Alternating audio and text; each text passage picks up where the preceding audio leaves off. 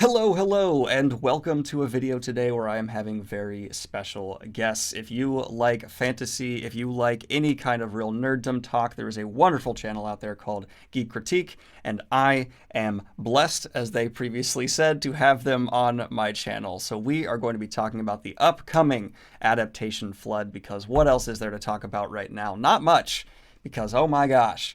There's so many. It's a tidal wave. We might all die. And let's go ahead and get into why. And thank you very much for being on the channel here. I appreciate you guys so much. Thank you for having us. My name is Dakota. And I'm Jen. And yeah, we're very happy to be on your channel, Daniel. We're excited to talk about fantasy adaptations, and let's get into it. So we have, I guess I need to start the conversation. We have a flood coming down the road. Game of Thrones just ended, and Witcher is up next. After seeing the Witcher trailer, how are you guys feeling about the continuing wave? Do you think it'll be a successful transition, or are you more hesitant to buy into the Witcher hype? Well, I was a little more hesitant to buy into the Witcher hype just because I had never read or played the games up until last week or so. I listened to the first two audiobooks, The Last Wish and The Sword of Destiny, and I was pleasantly surprised. You know, with a name like The Witcher, you'd think it's going to be really dark, really gritty, and it wasn't. There is some darkness to it, but there's also a lot of whimsy and humor, which I was not anticipating, and that made me extremely excited for what we can come to expect with the series. And I started listening. Oh, sorry. Yeah. I started listening to the third audiobook, and they added like a whole soundtrack to it, and I was very surprised by that. I thought that was very cool. I completely agree, and I think a lot of people miss out on the fact that it's fairy tale inspired. Like, it's a fairy tale inspired fantasy series. It's pretty dark. Like, there's all kinds of horrific stuff happening, but it's at its core, unlike Game of Thrones, which is political based with great characters. I feel like Witcher is character based beyond anything else, and they're characters you're meant to love and enjoy, whereas opposed to Game of Thrones, you're meant to love how much you hate them, except for a few notable examples. Yeah. I think too, in general, the fantasy genre, it kind of hits in like waves anyway. So I don't think a lot of people will be deterred after Game of Thrones. I think the type of people who, just even with like Lord of the Rings, you have people that I've met that love Star Wars and Lord of the Rings, and you wouldn't think of them as big nerds or geeks, but they just for some reason get into this genre. Right. So I think it's those same people are going to get in. Now, what do you think it is about the fantasy genre that pulls people like us in? As opposed to, like, say, science fiction or just, contemporary fiction? So, science fiction is having an identity crisis currently as a genre, where it is trying really hard to be as popular and mushy and lovey as fantasy in a lot of ways. So we're seeing this sci-fantasy really take over. And I think most people who enjoy fantasy do also use that as escapism. Not quite as many yet, because they're still discovering it. It's still growing, and sci-fi kind of went and died for a while because it was so dry and so just ideas-based that it wasn't truly escapism. In fact, a lot of it was incredibly depressing. Dystopian sci-fi was huge for a while, and people were all the time just, okay, we're going to do a story with no likable characters where we find out what happens if humans didn't control their evolution. And, that's not the most fun thing to read. But now sci-fi is shifting more towards this escapism mentality, and that's the forefront of the genre now. It's sci-fantasy all the way. And I think we will see it get there. But to your actual question of why fantasy is such, why it appeals to so many people, I think it is the escapism. I mean, people just, I can sit here and I can maybe play a game where I do some shoot bangs, or I can, spend some time on the couch reading a math textbook. But at its core, I'd much rather be sitting there reading a book where I'm following a guy riding a dragon, burning down a castle. That's just cool. It's way more fun to go there. And especially, I think a lot of fantasy fans are so driven and so passionate right now about expanding the genre and bringing more people in. I mean, fantasy fans, more than any other fans I've seen online, want to bring in more audience, more people. And I think that's because we all are conscious of the fact that fantasy is in a golden age currently. I mean, we are seeing some of the best storytellers the genre's ever seen just come out of the woodwork left and right, from Brent Weeks to Brandon to Scott Lynch to Jim Butcher. I mean, these people are just crafting so different and fun stories. I'm excited to tell my friends to read Gentlemen Bastards because it's just so different and so great. And oh my God, watch it or read it. It's wonderful. I think to your video about like the different fantasy authors and kind of pitting them against each other made me appreciate like what a time it is to be alive. And to like, you know, just seeing Brandon Sanderson's like prolific career, it's insane to think that this is something, you know, that I can actively just keep up with and just be a part of. It's so cool.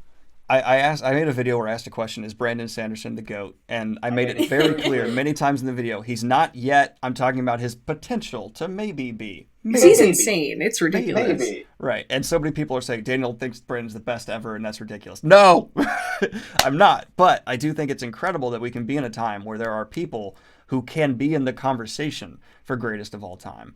Because most genres, no one can make any argument the best sci-fi writers alive right now.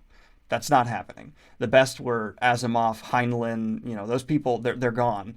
And that's the best we've ever seen. You know, you can make the argument the best horror author is still around. That's Stephen King. But that's just because that guy refuses to stop writing books. He's just still around.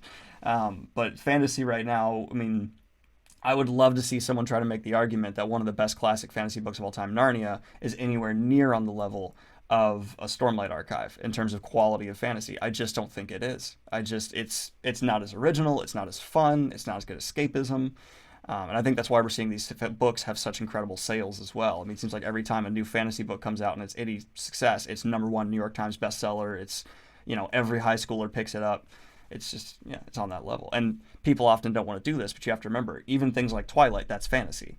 And that's huge. I mean, it was huge for the genre. It got more people in, and while it might not be the most high quality, it certainly opened the doors to more people checking out more fantasy. And I'm not one of these people who hates Twilight. It's fine, but you know what I mean.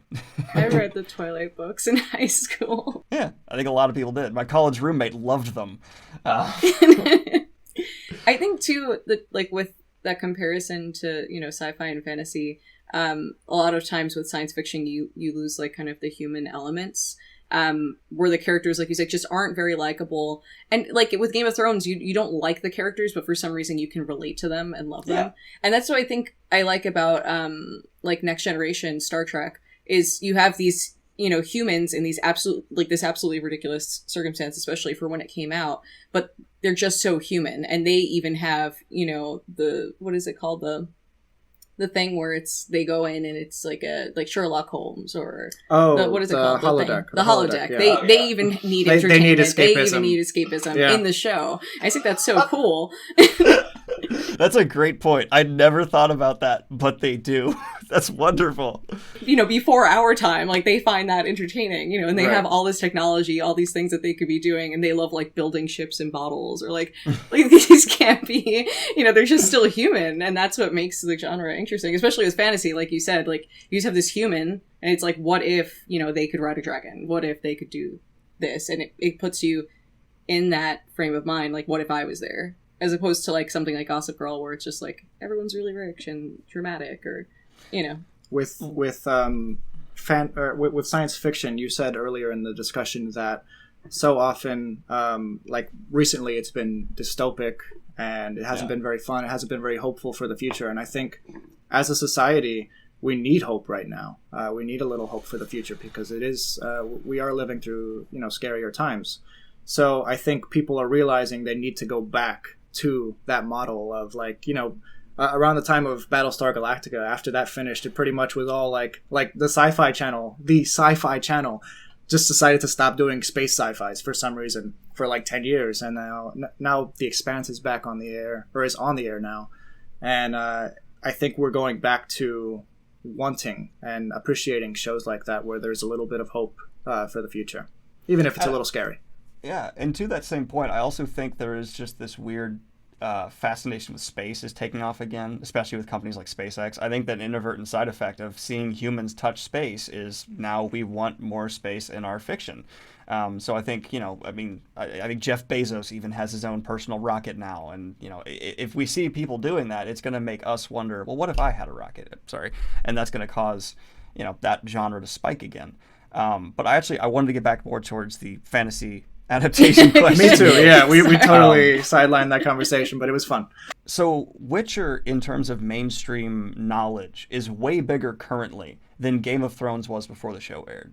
I mean, the games were some of the best games, well reviewed, best received, highest selling of all time. They are in the zeitgeist of what is fantasy.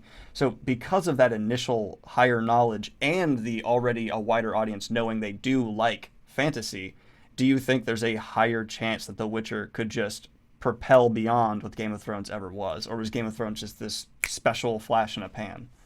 I think yes and no. I think Game of Thrones was a special flash in the pan. It was something different. It was something that the world had never seen on TV before. It was shocking. It was shocking. Yeah. You saw a little bit of that in the theaters with Lord of the Rings prior to it, but this was a totally different, more adult-themed series that somehow gave you the nostalgia of a time period that never existed on this planet, and you were just sucked into it. Now, with The Witcher, yes, you are getting a much more highly known IP as of its start with this Netflix TV show, as opposed to when Game of Thrones came out. I'm really interested to see what Netflix does with it.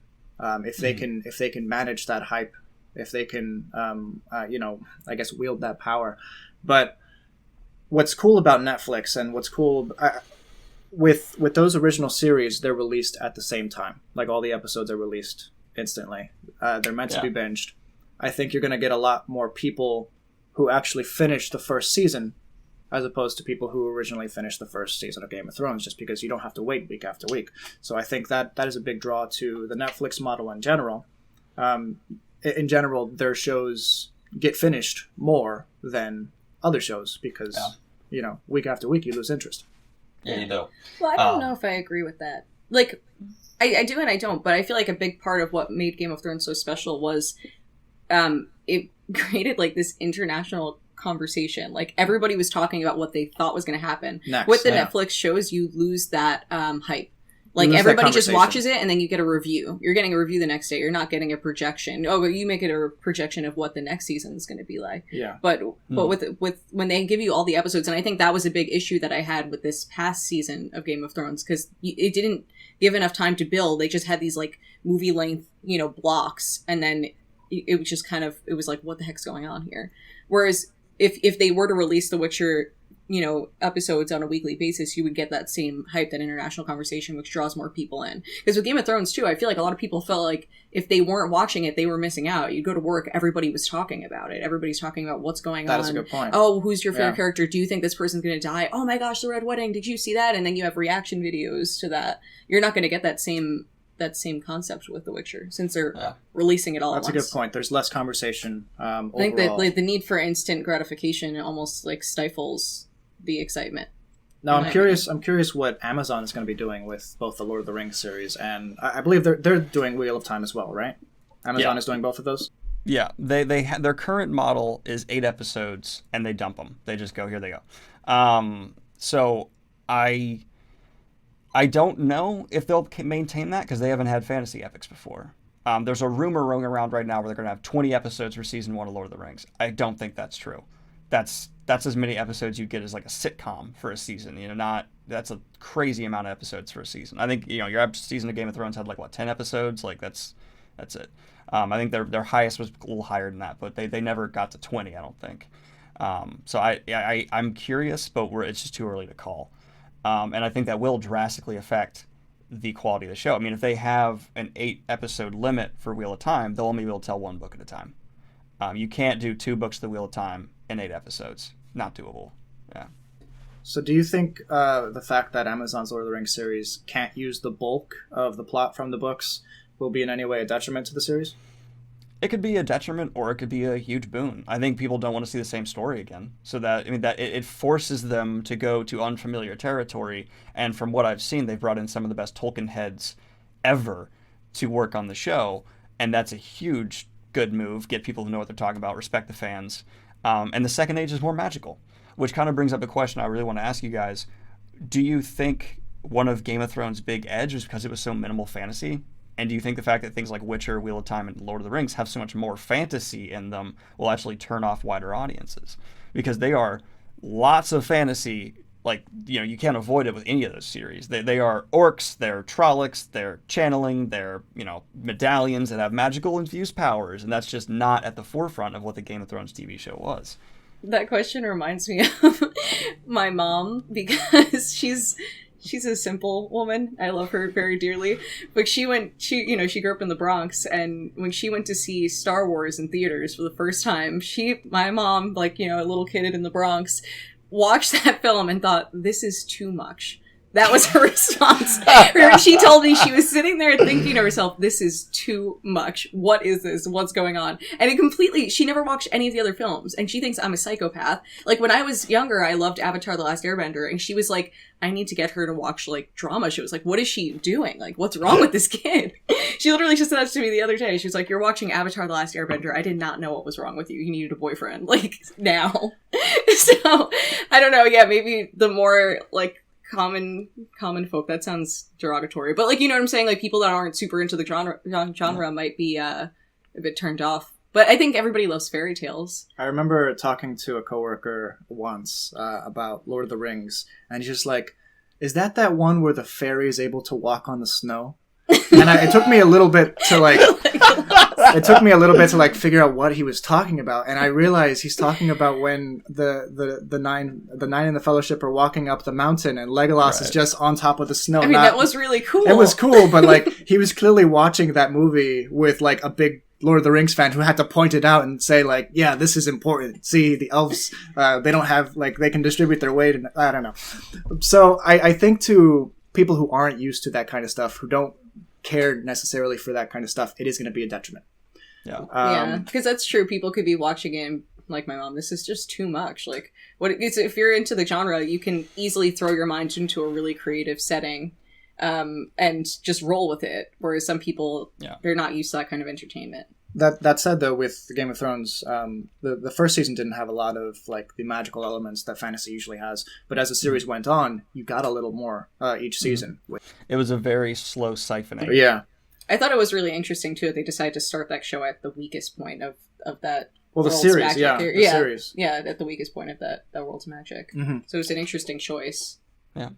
Now, that's actually, I think, what's going to be shows like Kingkiller has 2 adaptations coming down the road, a movie and a show. We also have Wheel of Time. There's much more magic in there. I mean, Kingkiller has, I think it's the 8 magic systems. And that's going to be difficult to get an audience of a mass appeal to care about 8 magic systems. And if they don't care, which a lot of people, no matter what you do, will not put the time into, like, even if they made a Mistborn adaptation, certain people just wouldn't care and wouldn't want to know about allomancy and things like that. To still communicate effectively what's happening to them. And I think Wheel of Time has the same big issue where a lot of people aren't going to care about channeling. They're not going to care about the wolf dream, things like that. And so if all of a sudden, characters are doing shoo pow fireball, then they're going to be like, I'm checking out. This is just not my thing. Yeah. I think, though, with the Kingkiller Chronicles, the magic isn't so, like, in your face. Like, there are a lot of scenes that I don't realize. But I wonder, because I feel like a lot of that's Rothfuss's writing, where he'll almost like not say something, and you could put together what's happening based on what wasn't said. So I don't know how that would work, on film. And that might be a better approach, because it's basically like lore magic. You know what I mean? It's like it's in the background. It's very mechanical in the peripheral vision of the story. And I think that might engage people better. I'm sorry? A lot of people don't need to know how it works, like all of the rules. Yeah. Because I think you could read the book the first time and maybe not understand that there are 8 magic systems. Like, I don't think that I understood that the first time that I read the series through.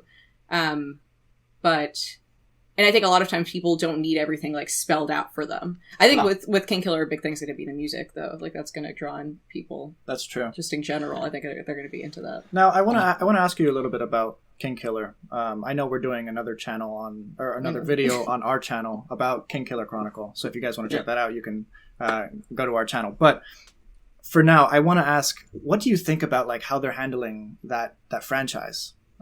They're supposedly creating, like, a multimedia thing where it's film, TV show, and games. What are your opinions on that?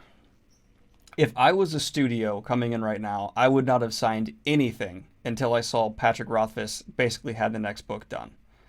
I would not have done anything because, and I don't, the whole thing that happened with Game of Thrones, I don't think it's 100% because the books weren't finished. But if the books were finished, it would have been a lot easier to, I think, appease the fans and a lot harder to fail like they did. Rothfuss's source material, I feel like, is easier to adapt than Song of Ice and Fire. So they have an advantage there. In terms of bringing in people like Lin-Manuel Miranda, trying to do this video game, TV show, movie approach, it seems like it's a pull from history. It's a blitzkrieg. It's we're going to hit them on all fronts. We're going to totally try to saturate the market, stand out from the other adaptations. It's a gamble, one that I think has a 30% chance of being great, a 30% chance of they make their money back, and a 30% chance of they just fall flat in their face. Now, they probably are doing this to hope that one of the things takes off. Yeah. And I think it is smart because if one of them takes off, then at least some payback will come from, we have the soundtrack. You buy that. You make millions off that.